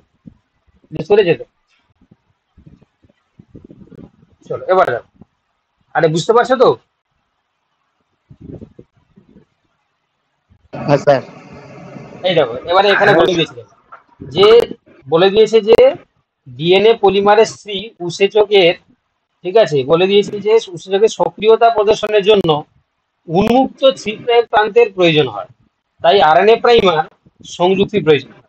বুঝতে পারলে? তাহলে ভালো করে শোনো, ডিএনএ পলিমারেজ মানে পোল থ্রি, ঠিক আছে, সেই উৎসেচকের, তারপর একটু মিট করে দাও, ডিএনএ পলিমারেজ থ্রি এই এনজাইম অ্যাক্টিভ হতে গেলে, ঠিক আছে, তার কি দরকার না থ্রি প্রাইম ওইচ ফ্রি থাকা দরকার হচ্ছে। তো সেই জন্য দেখো আরএনএ প্রাইমারেসে সেখানে বসছে যাতে RNA DNA polymerase three active হবে। তাই না? এখানে তোমাকে প্রশ্ন ঘুরিয়ে দিতে পারে যে কেন আরএনএ প্রাইমার দরকার পড়লো, একটা ডিএনএ স্ট্র্যান্ড তো এখানে বাইন্ড করতে পারছো, আরএনএ প্রাইমার কেন দরকার পড়লো? তার কারণ হচ্ছে কি থ্রি প্রাইম ওইচ ফ্রি থাকলে তবে গিয়ে ডিএনএ পলিমারেজ থ্রি অ্যাক্টিভ হবে, তবে গিয়ে সে রেপ্লিকেশন করতে পারে। তো এই জন্য এখানে আরএনএ প্রাইমার দরকার, এবং আরএনএ প্রাইমার উন্মুক্ত থ্রি প্রাইমে দেখো প্রান্ত সৃষ্টি করে যার সঙ্গে ডিএনএ পলিমারেজ থ্রি সংযুক্ত হয় এবং নিউক্লিওটাইড সংযোজন করে। বুঝতে পারলে? এবার দেখো এখানে ডায়াগ্রামটা আমি যেটা তোমাদেরকে ছবি এঁকে দেখাচ্ছিলাম এখানে দেখিয়েছে, দেখো এই দেখো এখানে ভালো করে দেখো যে এখানে দেখতে পাচ্ছ এইটাকে আমরা লেগিং স্ট্যান্ড বলছি, লেগিং স্ট্যান্ড, এই জন্য দেখো এখানে মাল্টিপল প্রাইমার লাগছে, আর এটা লিডিং স্ট্যান্ড এখানে একটা প্রাইমার লাগছে। কিন্তু তোমরা একটু খেয়াল করো যে এই যে স্ট্যান্ডটা এইখান থেকে প্রাইমার বসিয়েছে, এখান থেকে কন্টিনিউ ফাঁকা যাচ্ছে, কিন্তু যখন এদিকে খুলছে, এইদিকেও তো খুলছে, তখন কি হবে? তাহলে যতটা খুলবে এখানে আবার প্রাইমার বসবে, এখানে ডিএনএ তৈরি করা যাবে, আবার একটু খুললে এখানে প্রাইমার বসবে, এখানে ডিএনএ তৈরি করে যাবে। তাহলে এদিকেটা যদি লিডিং হয় তাহলে এদিকেটা কি হবে? লেগিং স্ট্যান্ড হবে, লেগিং স্ট্যান্ড। আবার এদিকেটা দেখো এই এরকম বরাবরটা লেগিং পাচ্ছে, কিন্তু এদিকে যখন হচ্ছে কি তোমার এদিকে, তাহলে এখানে যখন হবে তাহলে এটা হচ্ছে তোমার লিডিং স্ট্যান্ড হিসাবে কাজ করবে, কন্টিনিউস একটা পেয়ে যাবে। তো এই জন্য বলছি যে যেটা লিডিং স্ট্যান্ড হিসাবে কাজ করবে তার অর্ধেকটা লেগিং, আবার যেটা লেগিং স্ট্যান্ড হিসাবে কাজ করবে তার অর্ধেকটা হচ্ছে লিডিং। ঠিক আছে, এটা মনে রাখ। আর লিডিং এর ক্ষেত্রে হচ্ছে কি তোমার একটাই আরএনএ প্রাইমার লাগবে, আর লেগিং এর ক্ষেত্রে মাল্টিপল আরএনএ প্রাইমার লাগবে। এখানে ছবিতেও তোমরা দেখতে পাচ্ছ এটা লেগিং স্ট্যান্ড ধরেছে এখানে। হ্যাঁ। এবারে দেখো তাহলে এই যে মাল্টিপল ডিএনএ তৈরি হচ্ছে না, মাল্টিপল ফ্র্যাগমেন্ট অফ ডিএনএ তৈরি হচ্ছে কোথায়? Lagging stand. তো লেগিং ডিএনএ স্ট্যান্ডে যে মাল্টিপল ডিএনএ স্ট্র্যান্ড তৈরি হচ্ছে তাকে আমরা কি বলি?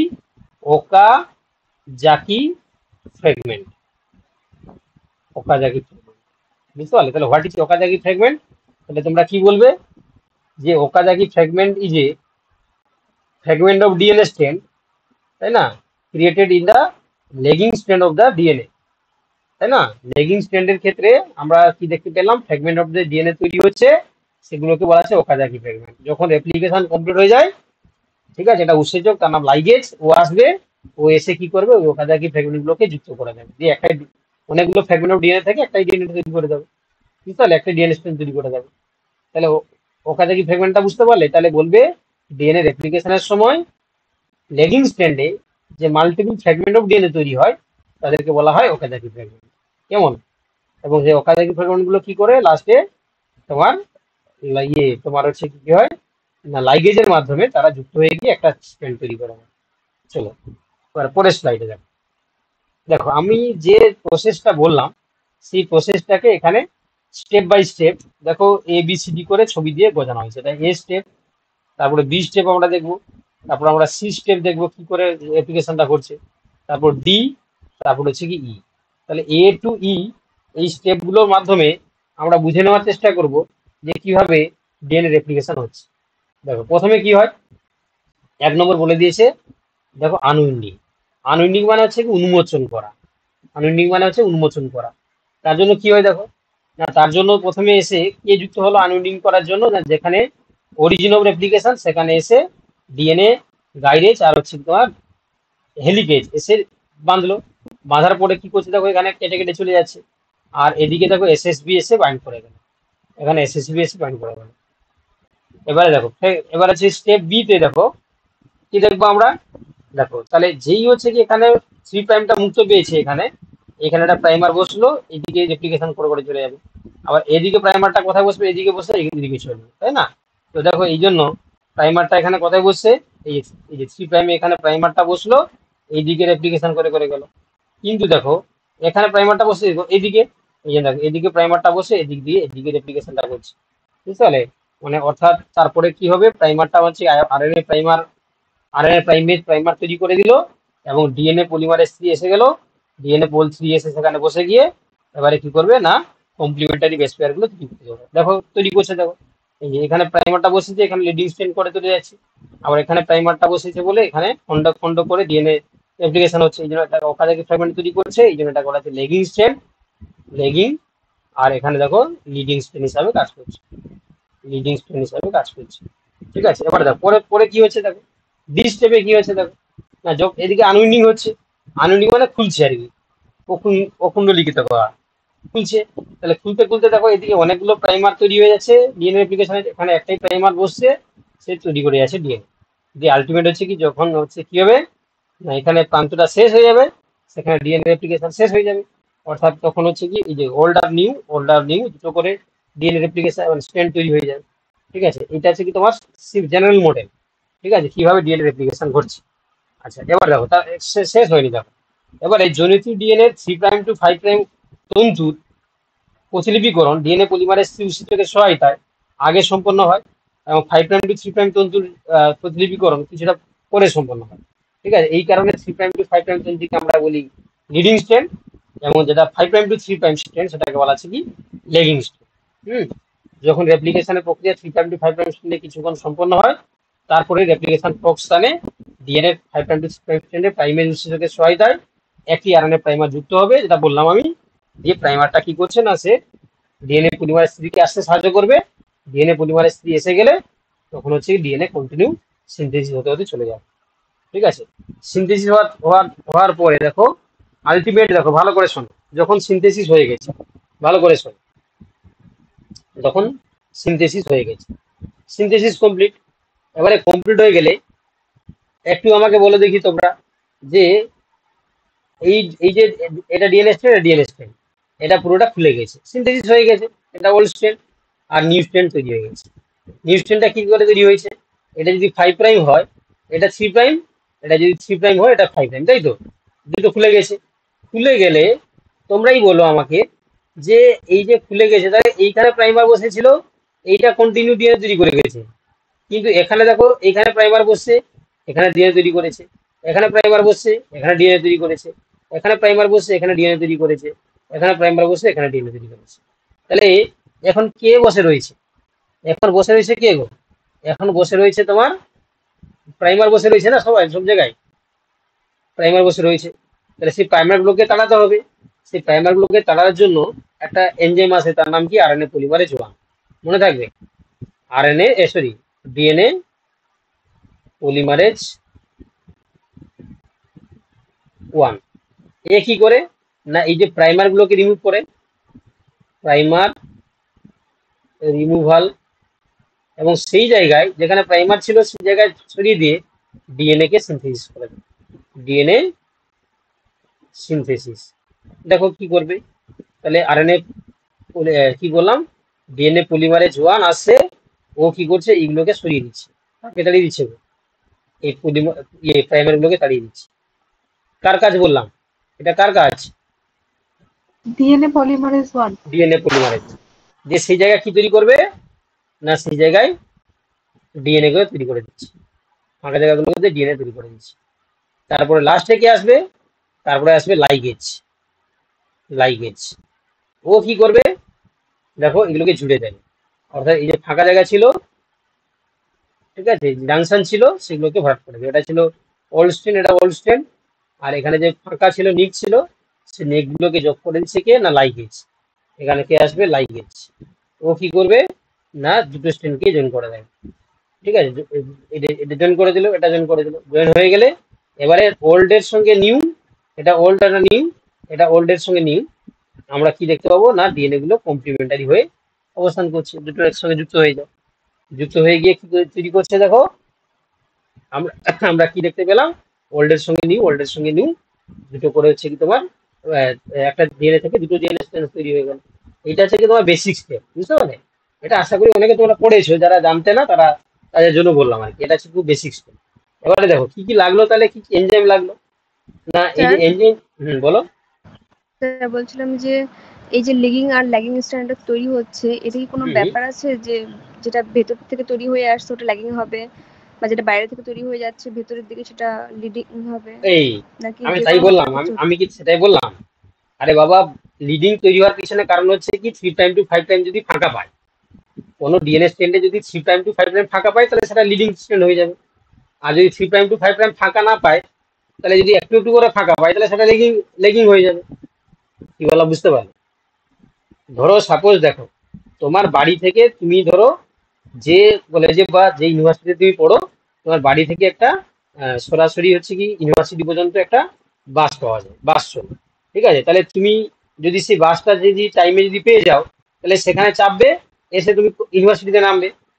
আর যদি সেই বাসটা যদি তুমি না পাও, তাহলে তোমাকে কি করতে হবে না, প্রথমে তুমি বাড়ি থেকে বেরিয়ে কিছুটা হচ্ছে কি তোমার বাইকে বা স্কুটিতে করে তোমাকে আসতে হবে, এসে আবার হচ্ছে কি একটা বাস ধরতে হবে, সেই বাসে নেমে আবার একটা বাস ধরে তোমাকে ইউনিভার্সিটিতে নামতে হবে। তাহলে যে বাস তুমি হচ্ছে কি ডাইরেক্ট হচ্ছে ঘর থেকে চেপে ইউনিভার্সিটি চলে আসছো সেটা হচ্ছে লিডিং স্ট্যান্ড, আর যেটা হচ্ছে কি এরকম ছাড়া ছাড়া হয়ে আসছো সেটা হচ্ছে লেগিং স্ট্যান্ড। তাহলে এখানে ডিএন এর ক্ষেত্রে কি না, এই যে ডাইরেক্ট বাস বলতে যেটা আছে 3' to 5', আর যেটা আছে কি তোমার ডাইরেক্ট বাস নয়, যেটা ছাড়া ছাড়া করে আসছো সেটা আছে কি 5'to 3'। 5'to 3' কন্টিনিউ তো আর ফাঁকা পাচ্ছি মানে একটু তৈরি হচ্ছে, একটু একটু করে তৈরি হচ্ছে।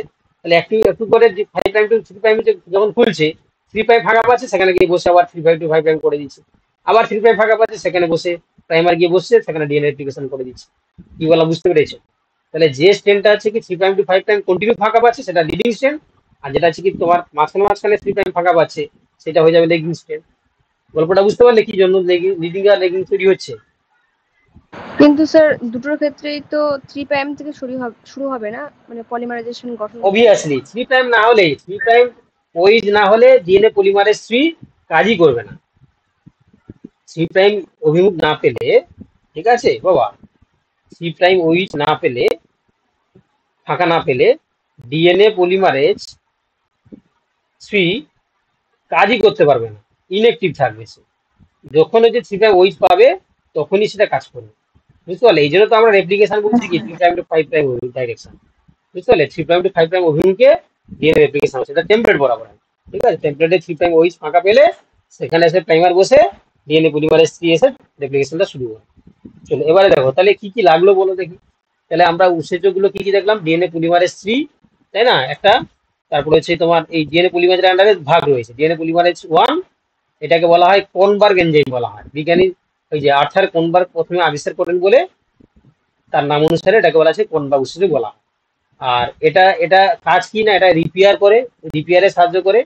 প্লাস কি বললাম বলো তোমরা, প্রাইমার রিমুভাল করে, রিমুভাল 2 নম্বর।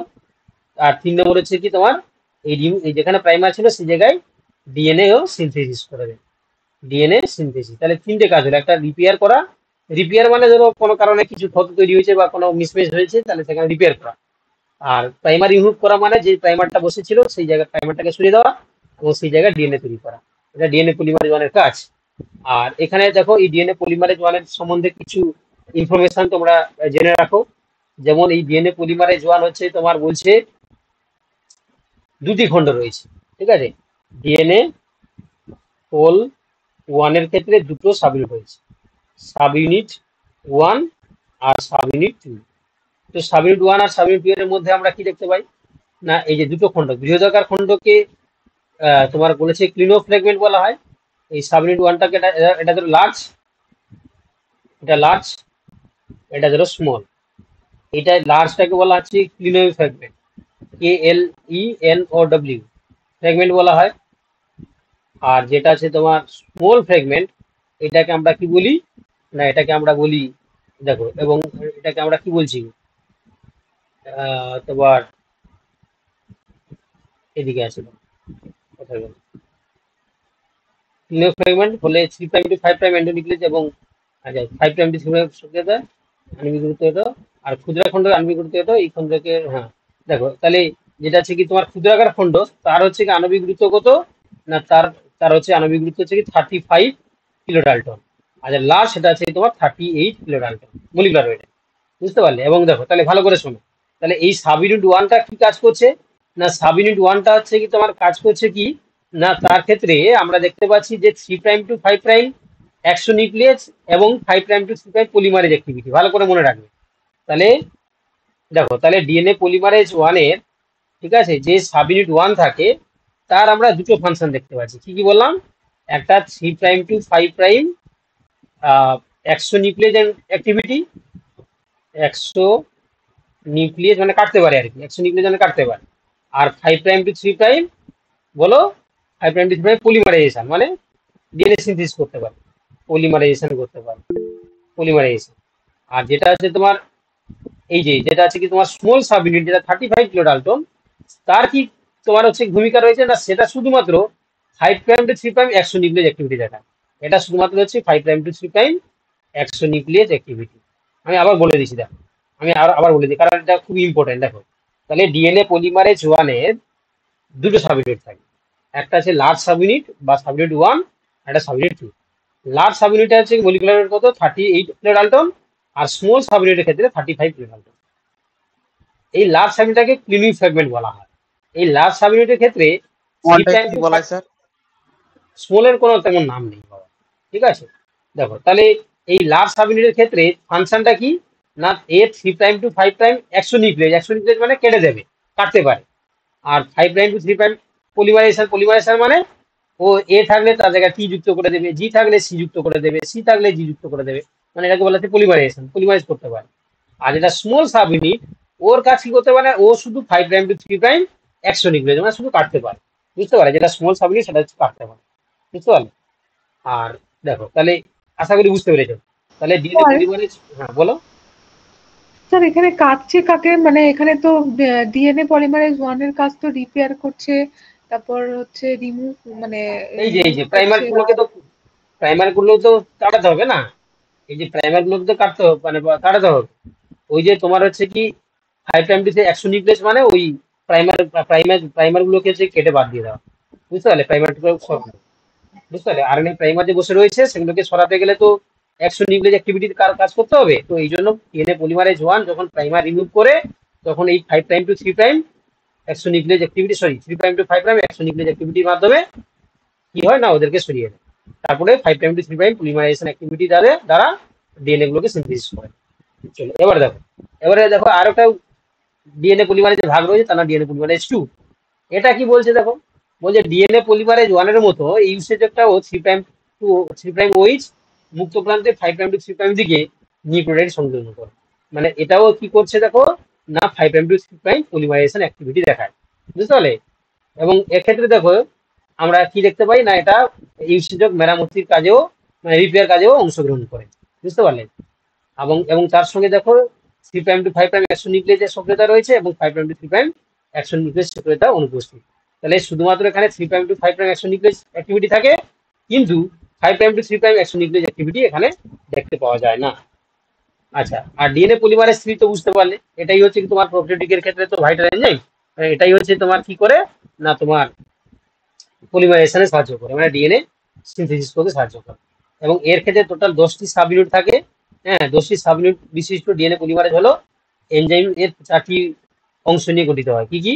একটা দেখো পলিমারেজ কোর এনজাইম, সেই কোর এনজাইমে আমরা কি দেখতে পাই, হ্যাঁ, বা তোমার হচ্ছে কি এই অংশটি দেখো আলফা, তারপর হচ্ছে কি তোমার ইপসাইলন এবং থিটা, এই 3টি উপ-একক নিয়ে গঠিত হয়।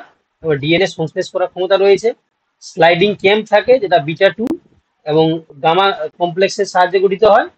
আর তোমার এই গামা কমপ্লেক্স যেটা রয়েছে সেটা দেখো ডিএনএ পলিমারেজ 3 উৎসেচকের এই অংশটি গামা ডেল্টা 1 ডেল্টা 2 ইপসাইলন, তারপরে হচ্ছে কি তোমার হচ্ছে কি কি বলে এটাকে বলা হয় সাই, এই উপ দ্বারা গঠিত হয়।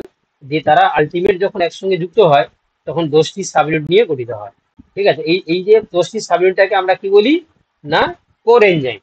আর তার সঙ্গে যখন সিগমা ফ্যাক্টর বলে একটা এনজাইম যুক্ত হবে তখন কি হয়ে যাবে না, সরি এটা সিগমা ফ্যাক্টর নয়, এটা ভুল বললাম আমি, এখানে সিগমা ফ্যাক্টরের কোনো গল্প নেই। তাহলে এখানে হচ্ছে কি তোমার এই আর ডিএনএ পলিমারেজ 3 এর ক্ষেত্রে টোটাল এই যে 10টি ইউনিট হলো, তাহলে কি কি হলো না, এখানে দেখো এখানে হচ্ছে কি তোমার 5টি ইউনিট, আর উপরে হচ্ছে কি তোমার 5টি ইউনিট, টোটাল হচ্ছে কি মিলে গিয়ে 10টি ইউনিট নিয়ে আমরা কি দেখতে পাই না, ডিএনএ পলিমারেজ 3 গঠন দেখতে পাই। ঠিক আছে, এবং ডিএনএ পলিমারেজ 3টা হচ্ছে কি হিসাবে কাজ করছে না, তোমার হচ্ছে কি এখানে কি এনজাইম হিসাবে কাজ করছে, মানে ভাইটাল এনজাইম হিসাবে কাজ করছে।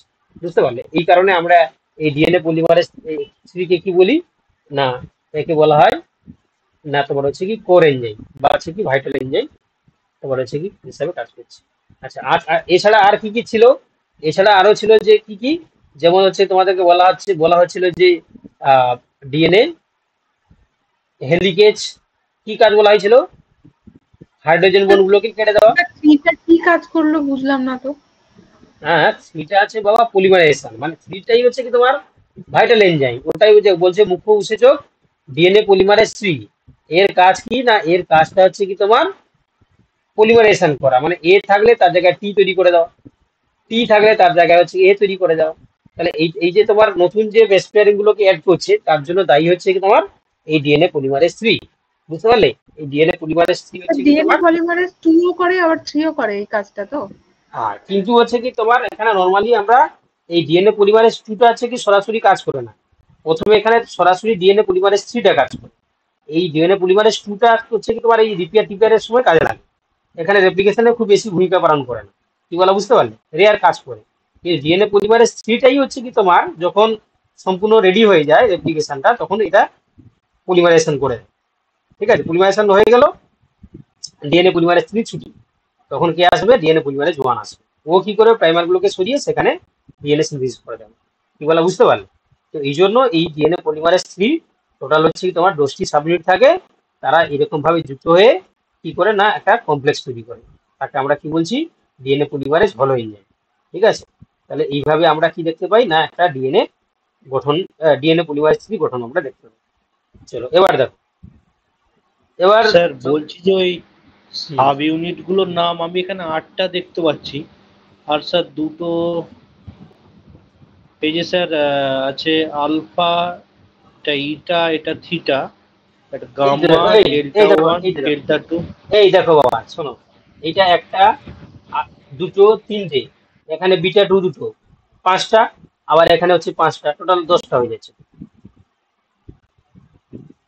এই যে স্লাইডিং আচ্ছা, টার্মটা দুটি হচ্ছে কি বিটা টু ডাইমার নিয়ে গঠিত হয়। তাহলে এই যে আলফা ইপসাইলন থিটা তিনটে, বিটা টু পাঁচটা, তারপর হচ্ছে কি তোমার এই যে এখানে পাঁচটা, টোটাল হচ্ছে কটা? 10টা হয়ে গেছে। স্যার বলছি এখানে সেই ক্ল্যাম্প লোডার বলে একটা কনসেপ্ট আছে, ওইটা স্যার একটুখানি বলে দেবেন? আচ্ছা, ফ্লেম লোডার, হ্যাঁ, ওটা ওই তোমার হচ্ছে কি কি বলে এদের যে গঠনে দেখা যায়, বুঝতে পারলে? এই তোমার কি বলে এই যে তোমার বলছে দেখো যে যখন হচ্ছে কি তোমার এই 5টি সাব ইউনিটের মধ্যে তোমার হচ্ছে গামা সাব ইউনিটটি গামা টু ডাইমার হিসাবে অবস্থান করে, অর্থাৎ সম্পূর্ণ কমপ্লেক্সটি 6টি পলিপেপটাইড দ্বারা গঠিত হয়। এটি স্লাইডিং কেমকে ডিএনএ এর সঙ্গে যুক্ত করতে সাহায্য করে, এই কারণে একে ম্যাচ মেকার বলা হয়। যাই হোক, তাহলে মোটামুটি এরা যখন যুক্ত হয় তখন লাস্টে কি আসে না ওই গামা টুটা যুক্ত হয় ডাইমার হিসাবে। ঠিক আছে, তখন এটাকে আমরা কি বলি না স্লাইডিং ল্যাম্পকে ডিএনএ এর সঙ্গে যুক্ত করে বলে এটাকে আমরা ম্যাচ মেকার আমরা বলে থাকি। যাই হোক, ওটা পরে ক্লাসে আমি না হয় বলে দেবো আরো ডিটেলস। এবারে দেখো তাহলে কি হলো, তাহলে এইখানে একটা ডিএনএ ডুপ্লেক্স, এখানে অরিজিন অফ রেপ্লিকেশন। দেখো এখানে মেল্টিং বা গলন, মানে মেল্টিং বা গলন বলতে এখানে ওই যে ওপেন হচ্ছে, তো ওপেন হলে কি দেখো এই যে তোমরা দেখতে পাচ্ছ এখানে যে ফাঁকা জায়গাটা তৈরি হচ্ছে, এই ফাঁকা জায়গাটাকে আমরা কি বলি? রেপ্লিকেশন ফর্ক বা রেপ্লিকেশন বাবল। ঠিক আছে, রেপ্লিকেশন ফর্ক তৈরি করছে। রেপ্লিকেশন ফর্ক তৈরি করলে এবারে কি হবে না, রেপ্লিকেশন ফর্ক তৈরি করা মানে ফাঁকা জায়গা তৈরি হলো, এবারে প্রাইমার রিক্রুট হবে, দিয়ে তারা হচ্ছে কি রেপ্লিকেশনটা শুরু করবে, তাই না? তাহলে এই যে প্রথমে যে শুরু হবে এটাকে বলা হচ্ছে কি তোমার ইনিশিয়েশন কমপ্লেক্স। ঠিক আছে, অর্থাৎ এখানে তোমার হচ্ছে কি রেপ্লিকেশনটা শুরু হবে। আচ্ছা, এইভাবে করে তাহলে আপাতত হচ্ছে কি রেপ্লিকেশনটা চলবে। এবারে দেখো ইউক্যারিওটিক তো আমি আজকে বলেছিলাম যে পড়াবো না, তবে তোমরা এইটুকু জিনিস দেখে রাখবে যে ইউক্যারিওটিকের যে ডিএনএ পলিমারেজ থাকে সেটা 5 প্রকারের ডিএনএ পলিমারেজ থাকে। প্রোক্যারিওটিকে ক প্রকারে দেখলে? প্রোক্যারিওটিকে 2 প্রকারের, কি কি দেখলে? DNA polymerase 1, DNA polymerase 2, DNA polymerase 3। কিন্তু ইউক্যারিওটিকের ক্ষেত্রে যদি আমরা দেখি তাহলে 5 প্রকারের ডিএনএ পলিমারেজ দেখা যায়। DNA polymerase alpha, DNA polymerase beta, DNA polymerase gamma, DNA polymerase theta এবং ডিএনএ পলিমারেজ ইপসাইলন। ঠিক আছে, তো এটা কোথায় দেখা যায়, কি কাজ করে একটু দেখে নাও, কারণ এটা পরীক্ষায় দিতে পারে। ঠিক আছে, যেমন ডিএনএ পলিমারেজ আলফা, এটা বলছে উচ্চ আণবিক গুরুত্ব বিশিষ্ট পলিমারেজ। ঠিক আছে, এবং এটা বলছে যে সাইটোপ্লাজমিক পলিমারেজ নামে পরিচিত কেন সাইটোপ্লাজমে পাওয়া যায়, এবং সাইটোপ্লাজম ছাড়া নিউক্লিয়াসেও এটা পাওয়া যায়, তবে খুব কম পাওয়া যায়, সাইটোপ্লাজমে বেশি পাওয়া যায়। আবার ডিএনএ পলিমারেজ বিটা, এটা বলছে দেখো নিউক্লিয়ার পলিমারেজ নামে পরিচিত, এটা মেরুদণ্ডী প্রাণী এবং নিম্ন শ্রেণীর যে সমস্ত ইউক্যারিওট তাদের ক্ষেত্রে পাওয়া যায়। আবার ডিএনএ পলিমারেজ যেটা গামা, সেটা কি বলছে না, এটা মাইটোকন্ড্রিয়াল পলিমারেজ, কারণ এটা মাইটোকন্ড্রিয়া ডিএনএ রেপ্লিকেশনে সাহায্য করে। হ্যাঁ, এটি নিউক্লিয়াসের জিন দ্বারা উৎপাদিত হয়। আর তারপরে হচ্ছে কি তোমার ডিএনএ পলিমারেজ, এটা হচ্ছে তোমার থিটা, এটা হচ্ছে তোমার আমরা নতুন এটা ধরনের ডেল্টা বলছি না? ডেল্টা, সরি এটা যে ডেল্টা। এই ডেল্টার ক্ষেত্রে আমরা কি দেখতে পাচ্ছি, এটাকে বলা হয় পিসিএনএ, মানে প্রলিফারেটিং সেল নিউক্লিয়ার অ্যান্টিজেন বলা হয়।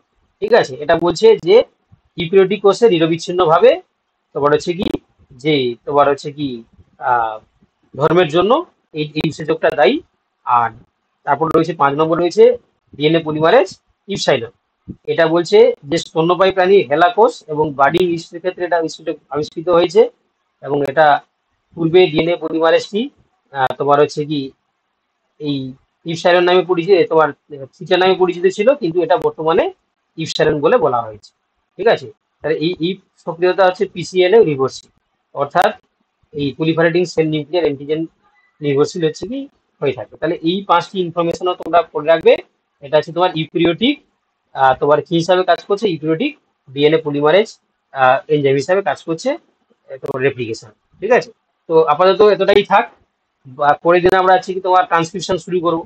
ঠিক আছে, আজকে আপাতত তোমার তোমার হচ্ছে রেপ্লিকেশন পর্যন্তই থাক। ঠিক আছে, এতটাই পড়ো তোমরা, বুঝতে পারলে? আশা করি স্যার তোমরা বলছি, হ্যাঁ বুঝতে পেরেছো অনেকটাই।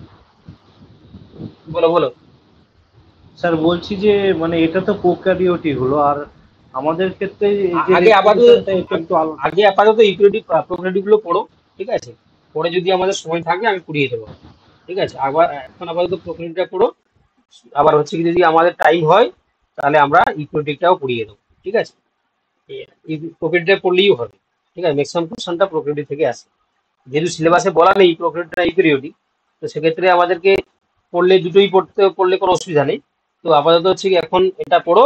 ঠিক আছে, পরবর্তীকালে না হয় আমরা সময় থাকলে বাকিটাও পড়িয়ে দেবো।